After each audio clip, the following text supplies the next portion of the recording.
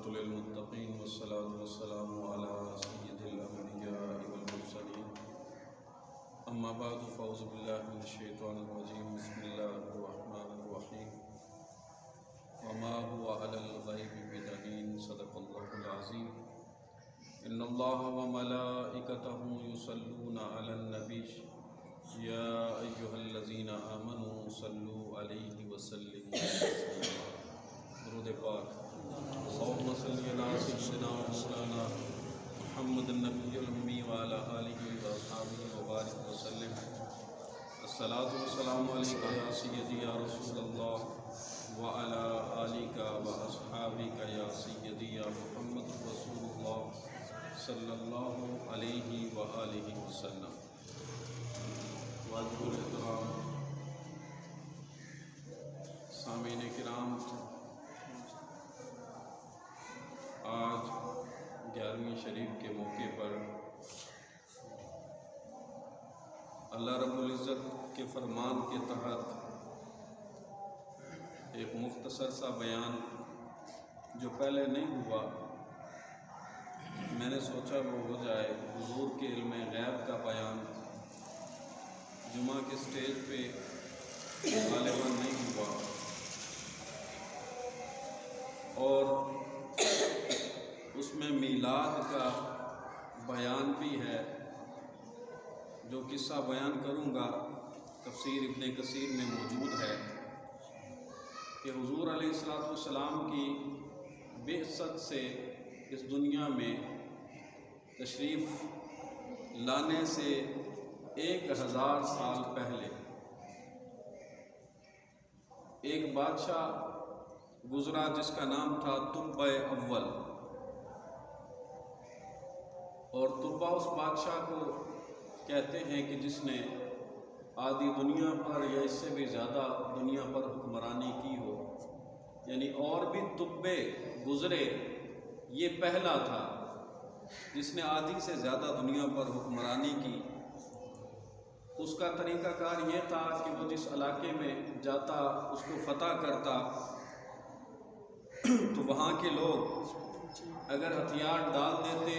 تو ٹھیک، ورنہ جنگ کرتا، اللہ اسے فتح نصیب فرماتا۔ وہ وہاں سے چاہے کوئی سرنڈر کرتا یا شکست پاتا تو وہاں کے دانشوروں سے، عقل مندوں سے، علماء سے، وہ جو ذہین ترین ہوتے تھے وہ اپنے ساتھ لے لیتا تھا۔ علماء میں سے جو زیادہ علم والے ہوتے تھے وہ بھی اپنے ساتھ رکھ لیتا، ذہین لوگوں میں سے بھی اپنے ساتھ لے لیتا۔ تو اس طرح کرتے کرتے وہ مکہ پہنچ گیا، لیکن مکہ والوں نے اس کا استقبال بھی نہیں کیا، اس سے ڈرے بھی نہیں اور ہتھیار بھی نہیں ڈالے۔ اسے بڑا غصہ آیا کہ میں جہاں جاتا ہوں مجھے فتح ملتی ہے، اور یا لوگ میرے سامنے ہتھیار ڈال دیتے ہیں، یہ نہ ڈرے ہیں، نہ استقبال کیا ہے، نہ انہوں نے ہتھیار ڈالے ہیں۔ بڑا غصہ آیا اسے۔ اس نے دانشوروں سے پوچھا کیا وجہ ہے، تو انہوں نے کہا یہ مسلمان ہیں اور ان کے پاس ایک خانہ کعبہ ہے، اور خانہ کعبہ کا ان کو بڑا مان ہے، اور اتنا مان ہے کہ یہ اس خانہ کعبہ کے رب کے علاوہ کسی اور سے ڈرتے نہیں۔ تو اسے غصہ تو آیا ہوا تھا، اور غصے میں بندہ غلط فیصلے بھی کر جاتا ہے۔ تو اس نے کہا کہ اگر یہی بات ہے تو دل میں اس نے سوچ لیا میں اس خانہ کعبہ کو، اس مکان کو بھی گرا دوں گا۔ اب اس کا سوچنا تھا، تھوڑا سا وقت گزرا کہ اس کی اس سوچ کی وجہ سے اس کے کان میں، آنکھوں میں، ناک میں درد شروع ہو گیا، اور ناک سے پانی بہنے لگا، کان میں درد شدید ہو گیا۔ اب بڑا علاج کیا لیکن افاقہ نہ ہوا۔ اب اس وقت اس بادشاہ کے ساتھ 40 علماء تھے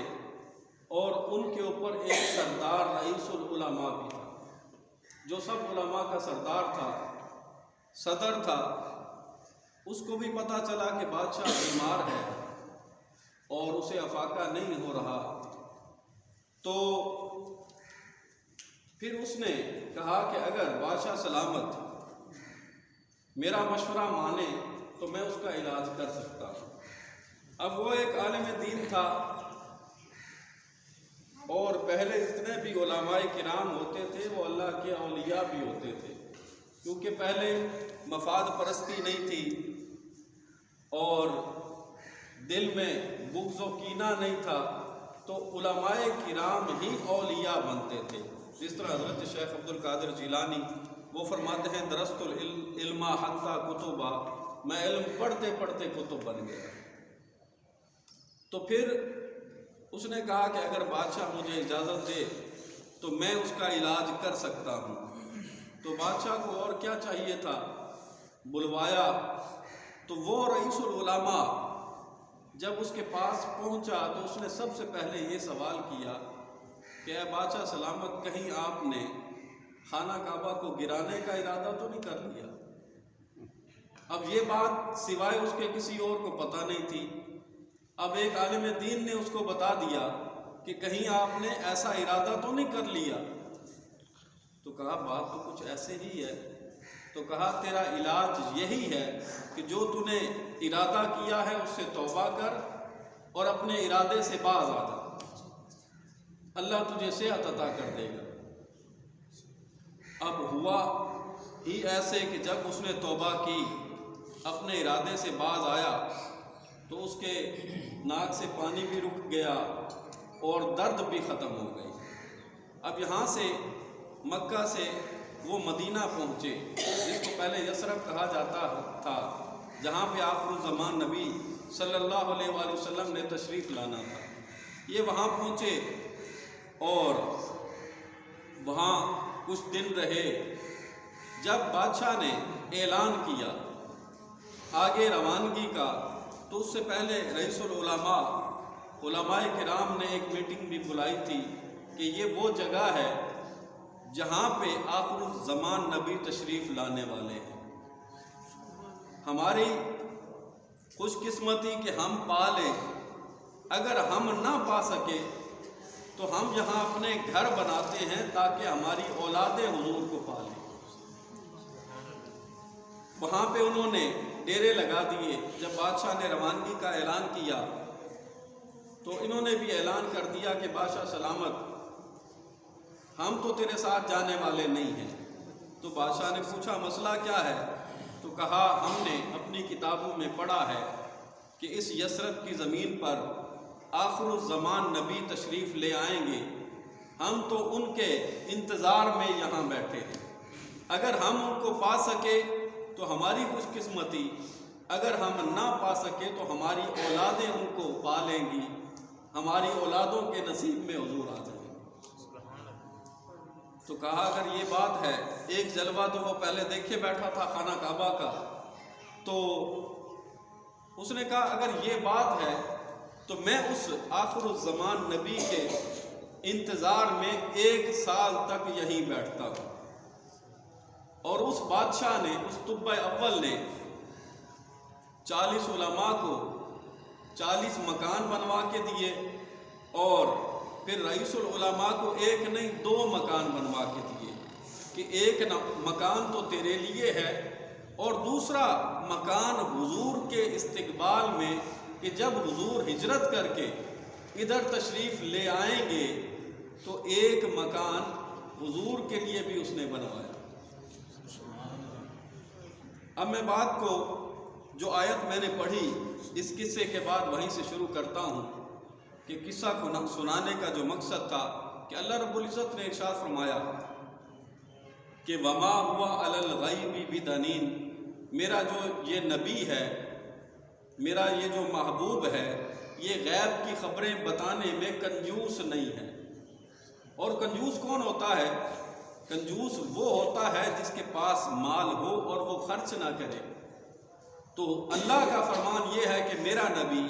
اس کے پاس غیب ہے بھی صحیح اور یہ غیب بتاتے بھی ہیں۔ آقا علیہ السلام نے حضرت طلحہ کو گزرتے ہوئے دیکھا تو فرمایا تم میں سے جس کو خوشی ہو کہ وہ شہید کو دیکھے وہ حضرت طلحہ کو دیکھے۔ اور جب دوسری بار گزرے تو حضور نے فرمایا کہ وہ دیکھو شہید زمین پر چل رہا ہے۔ تو حالانکہ آپ زندہ تھے تو حضور نے اپنے علم غیب کے ذریعے یہ بتا دیا کہ حضرت طلحہ شہید ہوں گے۔ آقا علیہ السلام حضرت ابوبکر صدیق رضی اللہ تعالیٰ عنہ، حضرت عمر فاروق رضی اللہ تعالیٰ عنہ، حضرت عثمان غنی رضی اللہ تعالیٰ عنہ، یہ سارے احد پہاڑ کے اوپر چڑھے تو پہاڑ لرزنے لگا، کانپنے لگا، یا وہ ان ہستیوں کی ہیبت کی وجہ سے کانپنے لگا یا خوشی سے جھومنے لگا، جو بھی بات تھی تو آقا علیہ السلام نے اپنی ایڑی مبارک اس پہاڑ کے اوپر ماری اور فرمایا اے احد ٹھہر جا، تیرے اوپر ایک نبی، ایک صدیق اور 2 شہید ہیں۔ اب 2 شہید تو زندہ تھے، حضرت عمر فاروق رضی اللہ تعالیٰ عنہ، حضرت عثمان غنی رضی اللہ تعالیٰ عنہ۔ تو حضور نے اپنے علم غیب کے ذریعے یہ بتا دیا کہ ایک نبی، ایک صدیق اور اس کے علاوہ جو 2 ہستیاں ہیں وہ شہید ہوں گی۔ تو حضرت انس رضی اللہ تعالیٰ عنہ وہ فرماتے ہیں کہ غزوہ بدر سے پہلے ہم میدان اس بدر میں گئے تو آقا علیہ السلام نے مجھے پہلے ہی یہ بتا دیا تھا کہ یہ فلاں کافر کے مرنے کی جگہ ہے، یہ فلاں کافر کے مرنے کی جگہ ہے۔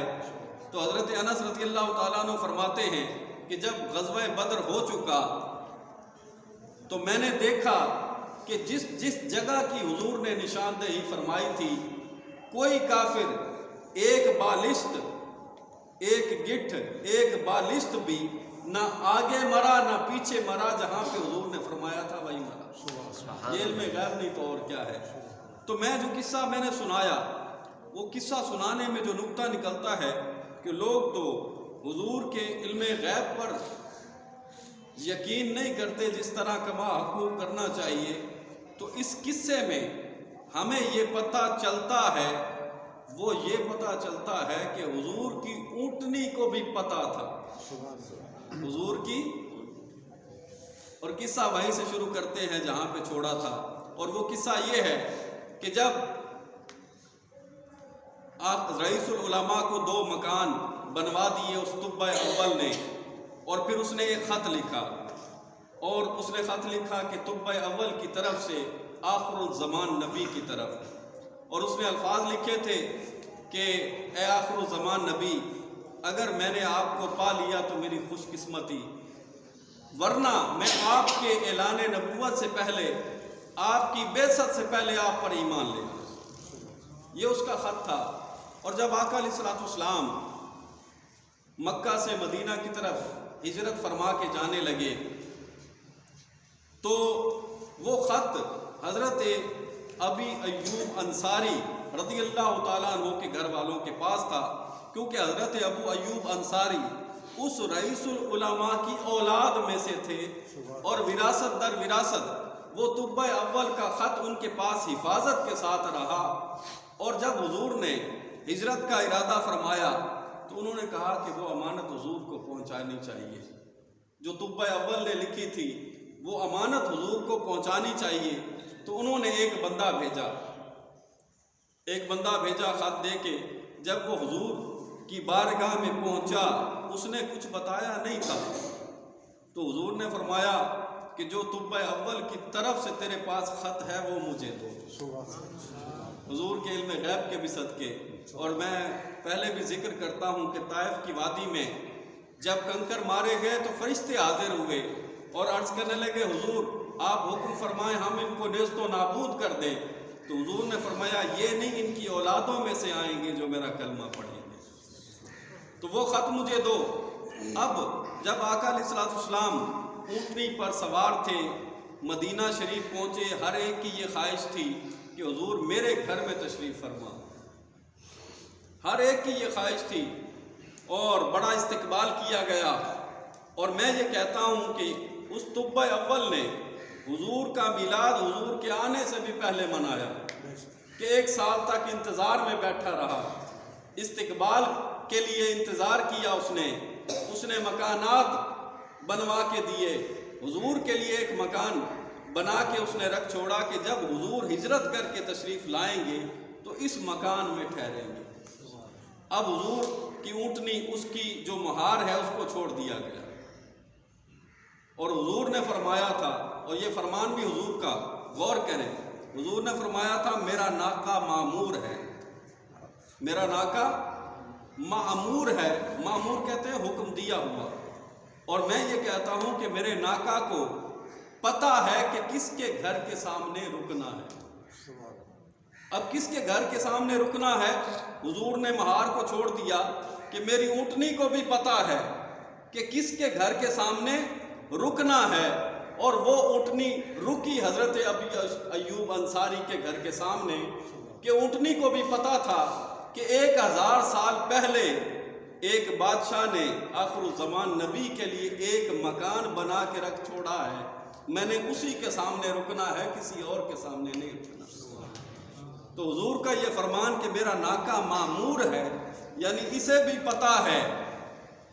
کہ 1000 سال پہلے جو مکان بنایا ہوا ہے میں نے اسی کے سامنے رکنا ہے، کسی اور کے سامنے نہیں رکنا۔ تو حضور کا علم غیب تو اتنا زیادہ ہے کہ صحابہ کرام اپنے والدین کے بارے میں، نسب کے بارے میں سوال کیا کرتے تھے، تو حضور بتایا کرتے تھے کہ ایک صحابی نے عرض کی حضور میرا باپ کون ہے؟ تو آپ نے فرمایا تیرا باپ فلاں ہے۔ آقا علیہ السلام نے ہمیں خطاب کیا، صحابہ کرام فرماتے ہیں ظہر سے لے کر عصر تک، اور پھر عصر سے لے کر مغرب تک، اور اتنا لمبا خطاب تھا، اور فرماتے ہیں کہ ہمیں وما کانا وما یکون، جو کچھ پہلے ہوا تھا اس کے بارے میں بھی حضور نے ہمیں بتا دیا، اور جو کچھ آگے ہونا تھا اس کے بارے میں بھی ہمیں بتا دیا، اور یہاں تک کہ صحابہ کرام، علماء کرام فرماتے ہیں کہ اس خطاب میں حضور نے کوئی ایسا پرندہ بھی نہیں چھوڑا جس کے بارے میں حضور نے بتا نہ دیا۔ تو حضور نے صحابہ کرام کو بتا دیا، اور ایک تھا علم شریعت جو حضور نے سب کو بتایا، اور کچھ ایسے علم بھی تھے کہ حضور نے خاص الخاص صحابہ کو بتائے، اور یہاں تک کہ ایک صحابی تھے، ان کو حضور نے منافقوں کے نام بتائے تھے، اور صحابہ کرام اس کے پاس جاتے تھے اور پوچھتے تھے کہ کہیں میرا نام تو منافقوں میں نہیں ہے۔ یقین کے بھی صدقے جن سے اللہ راضی ہو گیا وہ اللہ سے راضی ہوئے، رضی اللہ عنہم ورضوا عنہ، اللہ جن سے راضی ہو گیا وہ بھی اپنے دل میں تردد یہ پاتے تھے کہ کہیں ہم منافق تو نہیں ہیں۔ حضور نے منافقوں کے نام بتا دیے، کہیں میرا نام تو ادھر موجود نہیں ہے، اور وہ اپنے دل کی ہر وقت صفائی کیا کرتے تھے۔ حضرت حنظلہ رضی اللہ تعالیٰ عنہ وہ عرض کرتے ہیں کہ جب ہم حضور کی بارگاہ میں ہوتے ہیں تو ہماری وہ حالت ہوتی ہے کہ دنیا ما فیہا سے بہتر، اور جب ہم گھر جاتے ہیں وہ حالت قائم نہیں رہتی، تو اپنے آپ کو کہنے لگے حنظلہ تو منافق ہو گیا کہ حضور کی بارگاہ میں اور حالت اور گھر میں اور حالت۔ تو جب حضرت ابوبکر صدیق رضی اللہ تعالیٰ عنہ سے یہی ماجرا بیان کیا تو کہا حال تو ہمارا بھی ایسے ہے، ہم سب جاتے ہیں حضور کی بارگاہ میں اور پوچھتے ہیں کہ یہ کیا معاملہ ہے۔ تو آقا علیہ السلام کی بارگاہ میں جب انہوں نے عرض کی حضور جب ہم آپ کے پاس ہوتے ہیں ہماری حالت بڑی اعلیٰ ہوتی ہے، لیکن جب ہم دور جاتے ہیں وہ حالت نہیں رہتی، تو حضور نے فرمایا کہ جس حال میں تم میرے پاس ہوتے ہو اگر ہر وقت یہی حالت رہے تو فرشتے راستے میں تمہارے ساتھ مسافے کریں۔ تو حالتیں بدلتی رہتی ہیں، اور اسی طرح شیخ سعدی رحمۃ اللہ تعالیٰ علیہ بزرگ کے بارے میں فرماتے ہیں کہ ایک بزرگ نے فرمایا کہ اگر اللہ کا ولی ایک حالت پر رہے تو اپنے ہاتھوں کو دنیا سے باہر جھاڑے، اگر ہاتھ جھاڑنے کی ضرورت ہو تو یہ دنیا چوٹی پڑ جائے وہ اپنے ہاتھوں کو بھی اگر ایک حالت پر قائم رہے اپنے ہاتھوں کو بھی دنیا سے باہر جھاڑے گا کہ یہ دنیا اس کے ہاتھ جھاڑنے کے لیے چھوٹی ہو جائے گی۔ تو صحابہ کرام کا مرتبہ تو کتنا اعلیٰ تھا۔ اور ایک بزرگ جو ہے وہ ایک تالاب پر آئے، یہ بھی گلستان میں شیخ سعدی نے یہ حکایت بیان کی ہے، تالاب پر آئے، پاؤں پھسلا، تالاب میں گر گئے۔ تو ایک بندہ دیکھ رہا تھا، تو اس نے وضو کے بعد عرض کی حضور میں نے آپ کو دریائے نیل پر دیکھا تھا، دریائے نیل پر دیکھا تھا کہ آپ نے بغیر کشتی کے بغیر پل کے دریا کو پانی کے اوپر چلتے ہوئے کراس کیا تھا، عبور کیا تھا، اور آپ کے پاؤں کیا جوتی بھی گیلی نہیں ہوئی تھی۔ اب یہاں آئے تو ایک چھوٹے سے تالاب پہ پاؤں پھسلا ہے، اور اندر وہ اتنا بڑا دریا کہ وہاں اوپر پانی کے چلتے ہوئے جوتی بھی گیلی نہیں ہوئی، اور یہاں چھوٹے سے تالاب پہ آ کے پاؤں پھسلا اور پانی کے اندر گرے پڑے ہیں۔ تو انہوں نے فرمایا کہ اگر اللہ کا ولی ایک حالت پر رہے تو اپنے ہاتھ دنیا سے باہر جھاڑے۔ الا ان اولیاء اللہ لا خوف علیہم ولا هم یحزنون۔ تو اللہ کے جو اولیاء ہوتے ہیں ان کے اگر قلب ہر وقت منور ہی رہتے ہیں، اگر ان کے احوال ہر وقت کامل رہیں تو ان کی حالت یہ ہوتی ہے کہ یہ دنیا ان کے لیے چھوٹی ہو جاتی ہے۔ بابا جی کی ایک بات بیان کر کے پھر انشاءاللہ تعالی ہم جمعہ پڑھیں گے۔ میں ابھی ملا بہاولپور میں حافظ یعقوب صاحب سے، وہ کہتے ہیں کہ میں کچھ دیوبندی ذہنیت کا بن گیا تھا، میں نے پڑھا ان کے پاس، میری ذہنیت بھی کچھ اس طرح کی تھی کہ پیر فقیر یہ کیا ہوتے ہیں، کچھ بھی نہیں ہوتے۔ اور کہتے ہیں کہ میں بابا جی ادھر بالکی شہید ہے نا مسافر خانہ کی طرف، ادھر 11ویں شریف کے لیے آتے تھے، تو میں نے بھی ارادہ کیا، حافظ مکی صاحب ہیں کلانج والا کے، ان کے ساتھ اور ایک اور بندہ، ہم 3 بندے جو ہے یہ اب مجھے میرے سامنے آئی، جہاں پہ بھی جاتا ہوں بابا جی کی کوئی نہ کوئی ایسی عجیب و غریب کرامت جو ہے وہ سناتے ہیں کہ بندہ حیران رہ جاتا ہے۔ تو 3 بندے ہم پہنچ گئے، اور رستے میں ہم سوچتے جا رہے تھے کہ آج رات نا بابا جی کے ساتھ ہم ادھر ہی قیام کریں گے اور رات کو دل کے حال احوال سنائیں گے۔ اب جب وہاں پہنچے دوسرے ڈھیر سارے لوگ تھے، سب کو وقت ملتا رہا، بابا جی نے ہماری طرف دیکھا ہی نہیں۔ جب شام ہو گئی ہم بھی سوچتے رہے کہ اب آئے تھے ہم کس خیال سے، ابھی سارے واپسی چلے جائیں گے، بابا جی بھی چلے جائیں گے، ہم تو کچھ اور سوچ کے آئے تھے، اور ذہن میں وہی خیال تھا کہ یہ کچھ نہیں ہوتے، ان کو کچھ پتہ نہیں چلتا۔ تو جب شام ہوئی تو بابا جی نے سب کو روانہ کیا اور کہا کہ ہم ادھر رہیں گے، تم سب گھروں کو جاؤ، ہمارے لیے 4 پہیاں بھجوا دو۔ تو وہاں کے لوگ بھی 4 پہیاں اٹھا کے آ گئے اور کہنے لگے ہم بھی آپ کے ساتھ رہیں گے۔ کہا نہیں تم جاؤ، کہا نہیں ہے، جلال کے ساتھ ان سب کو بھیج دیا اور فرمایا کہ یہاں کچھ بندے ہیں جنہوں نے رات کو ہمارے ساتھ باتیں بھی کرنی ہیں، ہم نے ان کے ساتھ باتیں کرنی ہیں۔ اب وہاں بیٹھ گئے، اب 3 بندے تھے، چوتھے بابا جی، باتیں شروع ہوئیں۔ حافظ صاحب کہتے ہیں کہ بابا جی نے مجھے کہا وہ دربار سے تیل اٹھا کے لاؤ، میرے سر میں تیل لگاؤ۔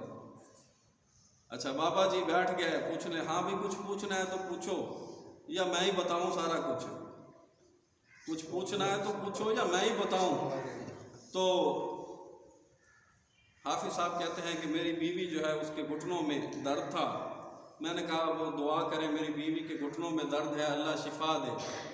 تو بابا جی نے فرمایا ہاں صبح کٹاپا لا کے آئے ہیں تے ہوں بڑا خیر خواہ بنایا کھڑے، صبح بیوی کو مار کے اب بڑا خیر خواہ بنا ہوا ہے۔ تو میرے دل میں خیال آیا، وہ کہتے ہیں میرے دل میں خیال آیا ہو سکتا ہے بابا جی نے کوئی موکل بھیج کے بات اس کا مجھے یعنی اس بات کا کسی اور کو پتہ نہیں تھا، ہو سکتا ہے بابا جی نے کوئی موکل بھیجا ہو اور اس بات کا پتہ کرا لیا ہو، حالانکہ یہ باتیں موکل سے پتہ نہیں چلتی کہ یہ بندہ مار کے آیا ہوا ہے۔ موکل کے ذریعے کچھ ایریا ہوتا ہے، ایک بندہ جو ہے وہ چیچا وطنی کا تھا، اس نے کسی عامل سے رابطہ کیا اور کہا کہ کچھ کام کریں، تو کہا اس نے کہ میرے موکل کی وہاں تک رینج نہیں ہے، تو ان کی رینج بھی نہیں ہوتی۔ تو میرے دل میں خیال آیا ہو سکتا ہے بابا جی نے کوئی موکل بھیجا ہو تو کہا باپ میرا ایسے سوچنا تھا کہ بابا جی نے ایسے الٹا ہاتھ میرے مارا، اب ہاتھ تو تھوڑا سا لگا تھا، میں بے ہوش ہو کے گر پڑا اور پسینہ پسینہ، میں کتنی دیر بعد اٹھا مجھے کوئی پتہ نہیں ہے، لیکن جب میں اٹھا حافظ مکی صاحب میرے منہ کے اوپر پانی وغیرہ پھینک رہے تھے، اور بابا جی نے کہا ہاں یاد آیا تو کچھ بتا، کہا میرے ذہن میں کچھ بھی نہیں تھا، تو بابا جی نے کہا یاد دلاتا ہوں میں تجھے، بیوی کا بڑا خیر خواہ تو بن کے آیا کہ میری بیوی کے گھٹنوں میں بڑا درد ہے، صبح مار کے آیا تھا اور ادھر خیر خواہ بنا ہوا ہے۔ تو بات یہ ہے کہ الا ان اولیاء اللہ لا خوف علیہم ولا هم یحزنون، اللہ کے جو اولیاء ہیں ان کو اس دنیا میں بھی خوف نہیں ہے، قیامت والے دن بھی وہ غم زدہ نہیں ہوں گے، اور مومن کی فراست سے بچو وہ اللہ کے نور سے دیکھتا ہے۔ تو ڈھیر سارے واقعات ہیں بابا جی کے، آج 11ویں شریف کے موقع پہ بیان کر دیا۔ اللہ رب العزت کی بارگاہ میں دعا ہے کہ اللہ ہمیں اولیاء کا ادب نصیب فرمائے، عمل صالح کی توفیق عطا فرمائے، وما علیہ الا البلاغ، سنت ادا فرمائے۔